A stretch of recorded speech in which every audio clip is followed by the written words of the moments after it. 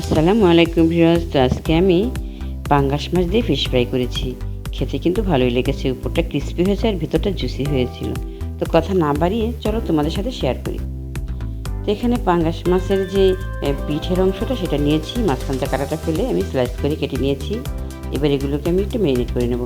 তো আমি এখানে লেবু রস দিয়েছি আর 1 চামচ গোলমরিচের গুঁড়া দিয়ে দিয়েছি, স্বাদ মতো লবণ দিয়ে দিয়েছি। দিয়ে এবার এগুলোকে আমি হাত দিয়ে ভালো করে মেখে 15 মিনিট রেখে দেবো। মূলত এই ফ্রাইটা ভেটকি মাছ দিয়ে করা হয়।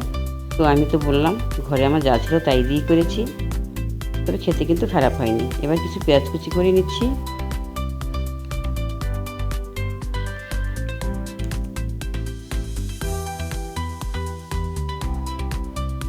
এবার একটি মিক্সিং জারে রেখে দেব। 4টা কাঁচামরিচ নিয়েছি। ঝালটা যদি তোমরা বেশি খাও তাহলে মরিচ আরও বাড়িয়ে দিতে পারো। এখানে রসুন আর আদা দিয়ে দিয়েছি। এবার বিলাতি ধনিয়া পাতা দেব।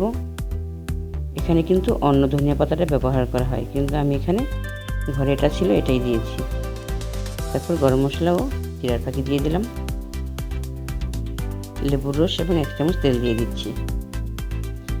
এবার ভালো করে ব্লেন্ড করে নেব। তো হয়ে গেছে করা। এবার একটু লবণ দিয়ে আমি মাছের সাথে মিশিয়ে নেব।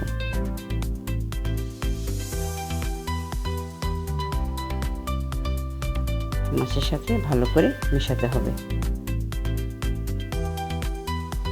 আর তোমরা যারা এখনও ভিডিওতে লাইক দাও নাই, প্লিজ দয়া করে একটা লাইক দিয়ে দাও, শেয়ার করে দাও এবং কমেন্ট করো আমি কি করছি।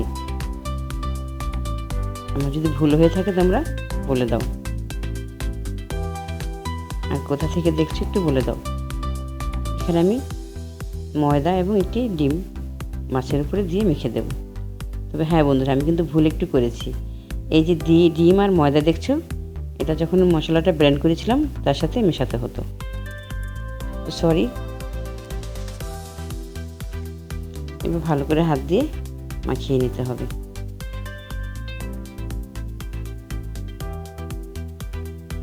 এবার এখানে কিছু বিট লবণও মেখে দিলাম।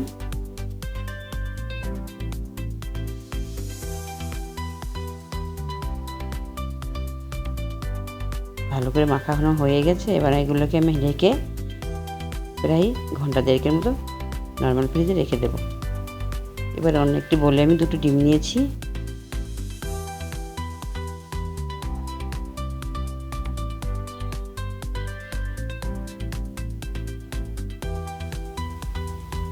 একটি চামচের সাহায্যে ডিমগুলোকে আমি ফেটে নেব। এবার মাছটাকে আমি বিস্কিটের গুঁড়ার সাথে ভালো করে কোট করে নেব। তবে হ্যাঁ বন্ধুরা, এখানে কিন্তু ব্রেড ক্রাম্ব ব্যবহার করা হয়। তারপরে একটু ডিমের সাথে ভিজিয়ে নেব। তারপরে আমি আবারও একটু কোট করে নেব। তবে আমি বললাম আমার ঘরে যা ছিল তা দিয়েই করেছি। বিস্কিটের গুঁড়া দিয়েও কিন্তু খেতে ভালোই হয়েছিল। তো তোমরা কিন্তু অবশ্যই ব্রেড ক্রাম্ব ব্যবহার করবে। তো আমার কোট করা হয়ে গেছে। চাইলে আরেকবার ডিমের সাথে ভিজে আবারও দ্বিতীয়বার কোট করতে পারবে।